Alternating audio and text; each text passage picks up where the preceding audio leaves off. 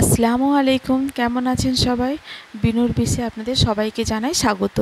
আজকে কোনো রান্না করব না, রান্নার মশলা তৈরি করব। সেটা হচ্ছে চিকেন চাপের মশলা। এটা আপনি মাটন চাপেও দিতে পারেন, একই মশলা পড়ে ওতে। তো চলুন তাহলে মশলাটা বানিয়ে নেওয়া যাক। নিয়ে নেব ধনে যতটা নেব তার অর্ধেক নেব জিরে। নিয়েছি গোলমরিচ, এই 6টার মতো নিয়েছি এলাচ, 5-6টার মতো এলাচ নেব, ছোটো এলাচ। বড় এলাচ নেব একটা। 1 ইঞ্চি সাইজের 2টো দারচিনি নিয়েছি। 6-7টার মতো লবঙ্গ নিয়েছি। 1 চামচ সাদা সর্ষে, ছোটো চামচের 1 চামচ সাদা সর্ষে। আর ততটাই নিয়েছি রাঁধুনি, 1 চামচ সাহা মরিচ, আর 1 চামচ সাহা মরিচ। আর নিয়েছি জয়িত্রী, একটা গোটা জয়িত্রীর অর্ধেকটা, গোটা জয়িত্রীর যে ফুলটা হয় সেটার অর্ধেকটা নেব। আর নিয়েছি জায়ফলের 3 ভাগের 1 ভাগ। নিয়েছি এখানে সাহা জিরা। এই সাহা জিরা ছোটো চামচের 1 চামচের মতো সাহা জিরা নিয়েছি। আর 2টো শুকনো লঙ্কা নিয়েছি, আর একটা স্টার অ্যানিস নিয়েছি।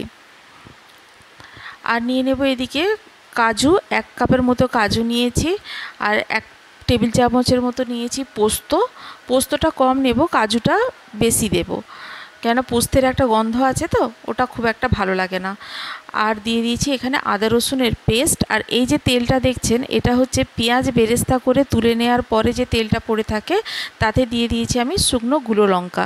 এটাতে কালার হবে, কাশ্মীরি চিলির যে কালারটা হয় সেটা হবে, তবে ঝাল হবে না। আর নিয়েছি এই যে টক দইকে আমি এরকম ছাঁকনি করে জল ঝরানোর জন্য রেখে দিয়েছিলাম। আর নিয়েছি পেঁয়াজের বেরেস্তা। তো এই মশলাগুলোকে প্রথমে আমি ড্রাই রোস্ট করে নেব, ড্রাই রোস্ট করে গুঁড়ো করে নেব। তবে এতে সাহা জিরাটা খালি দেব না, সাহা জিরাটা গোটা দেব। আর এই সবগুলোকে ড্রাই রোস্ট করে আমি মিক্সিতে গুঁড়ো করে নেব। আর দিয়ে দেব মোগলাই মিঠা আতর। মিঠা আতরের অনেক কোম্পানি পাওয়া যায়, তবে মোগলাই মিঠা আতর যেটাতে লেখা থাকবে সেটাই নেবেন। এটা অপশনাল, কেউ দিতে পারেন কেউ নাও দিতে পারেন, তবে আমি দেব। দিলে একটা খুব সুন্দর মোগলাই গন্ধটা আসবে। আচ্ছা, এখানে কিন্তু তেজপাতাটা দিইনি, কেননা আগে আমি দিতাম, এখন অনেক দিন থেকে দেওয়াটা বন্ধ করে দিয়েছি। কেননা আমাকে একজন রাঁধুনি, যেটাকে বাবুর্চি বলে, উনি আমাকে বলেছিলেন যে তেজপাতাটা অ্যাভয়েড করতে, বিরিয়ানি বলুন চাপ বলুন যেটাই হোক, তেজপাতাটা না দিতে। কেননা তেজপাতার একটা নিজস্ব ভীষণ স্ট্রং একটা ফ্লেভার থাকে।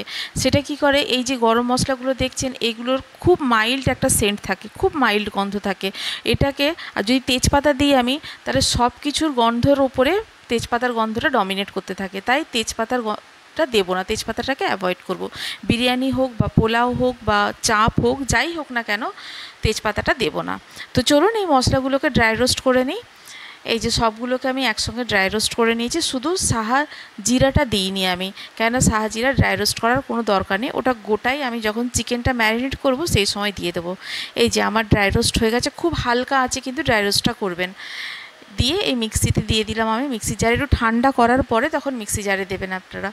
দিয়ে গুঁড়ো করে এটাকে আমি যতটা দরকার হবে আমি নেব, বাকিটা ফ্রিজে স্টোর করে অনেক দিন পর্যন্ত ব্যবহার করা যায়।